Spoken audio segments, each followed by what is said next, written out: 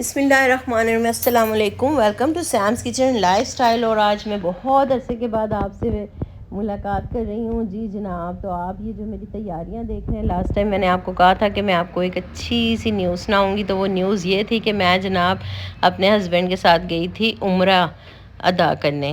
اللہ تعالیٰ کی طرف سے بلاوا آیا، اللہ کا بے حد کروڑا شکر ہے، اور ہم نے جناب عمرہ ادا کیا۔ اور اب میں آپ سے اس کا ولاگ شیئر کر رہی ہوں کہ سب سے پہلے تو مجھے یہ ٹینشن تھی کہ فرسٹ میرا ٹریول تھا انٹرنیشنل، اور میں تیاری کیسے کروں۔ پھر میں نے بہت ساری ویڈیوز دیکھی اپنے ڈفرینٹ یوٹیوبرس کی، اور مجھے تیاری کا تھوڑا آئیڈیا ہو گیا۔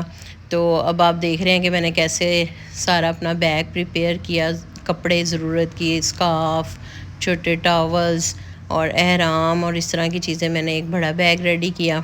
اور اسی طرح ایک چھوٹا بیگ، یہ بیگ میں نے آن لائن منگوایا تھا۔ میں نے سوچا تھا چلو واپسی پہ اس میں کھجوریں وغیرہ رکھ لوں گی۔ سوپ جو ہے نا، وہ میں نے اسلامک سینٹر سے حاجی سوپ کے نام سے یہ سوپ ہے، اسمیل لیس ہوتے ہیں۔ مسواک رکھی، ان کی پیکنگ ٹیپس رکھی، تو یہ ہم نے اپنے بیگز وغیرہ رکھے، کیونکہ مجھے نا سب نے کہا تھا کہ چیز تو وہاں بھی ہر چیز مل جائے گی، لیکن آپ کو کافی مہنگی پڑے گی، تو ضرورت کی کچھ چیزیں آپ ادھر گھر سے ہی لے کر جائیں۔ تو اس طرح میں نے پاؤچز ریڈی کر لیے، جس میں نے اپنی ضروری جو اسیسریز تھیں وہ ساری اس طرح ڈال لی۔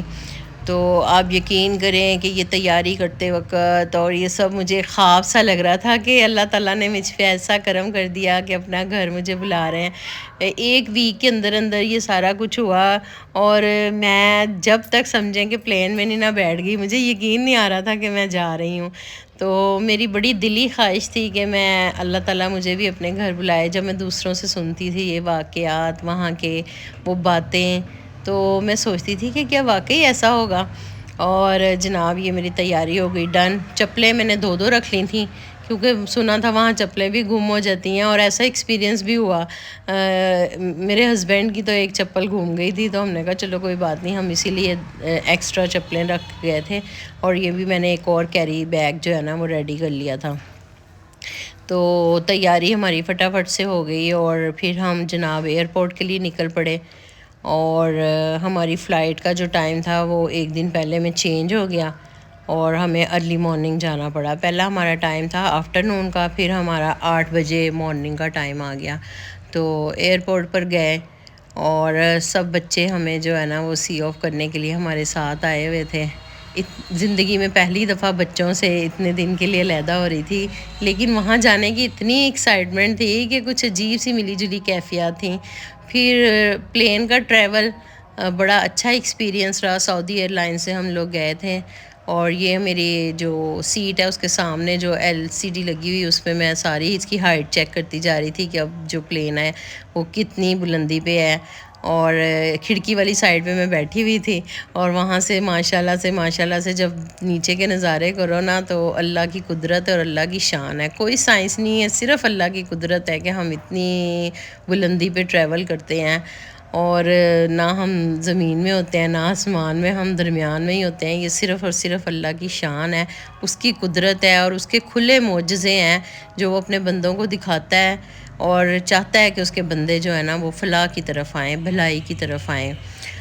ہمارا جو ٹریولنگ کا ایکسپیرینس تھا وہ بہت اچھا رہا۔ تو بس 5-6 گھنٹے کی فلائٹ تھی، لیکن جانے کی اور وہاں پہنچنے کی اتنی ایکسائٹمنٹ تھی۔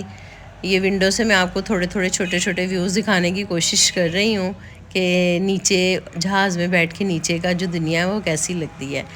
پھر ہمارا ٹریول کمپلیٹ ہوا، جہاز نے لینڈ کیا، اور ہم وہاں سے جو ہے جدہ ایئرپورٹ پہ اترے۔ جدہ سے آگے ہم نے پھر ٹرمینل سے بس لی، اور بس سے ہم نے جو ہے وہ سیدھا مکہ جانا تھا۔ احرام وغیرہ ہم نے وہیں پر باندھ لیے تھے، نیت بھی کر لی تھی، اور اب ہم نے سیدھا جب مکہ اترنا ہے ہوٹل میں، تو ہم نے اپنا بس لگیج رکھنا ہے، اور ہم سب سے پہلے عمرہ ادا کریں گے۔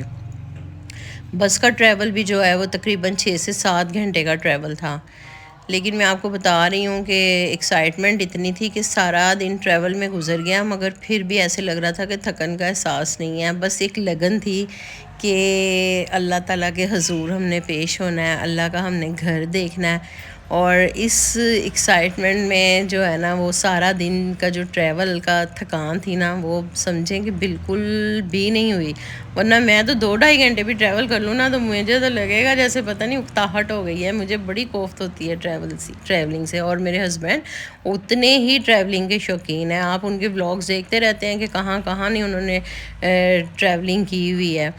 تو لیکن مجھے تو بس ایک ہی شوق تھا کہ جب بھی مجھے کہتے تھے چلو ساتھ، میں کہتی تھی نہیں، عمرہ ہی کرنے جاؤں گی، آپ کے ساتھ تو جاؤں گی. اور اللہ تعالیٰ نے میری یہ خواہش پوری کر دی. اللہ تعالیٰ ہر مومن اور مومنہ کی یہ خواہش پوری کرے اور کسی کو بھی اپنے گھر کی محرومی نہ رکھے.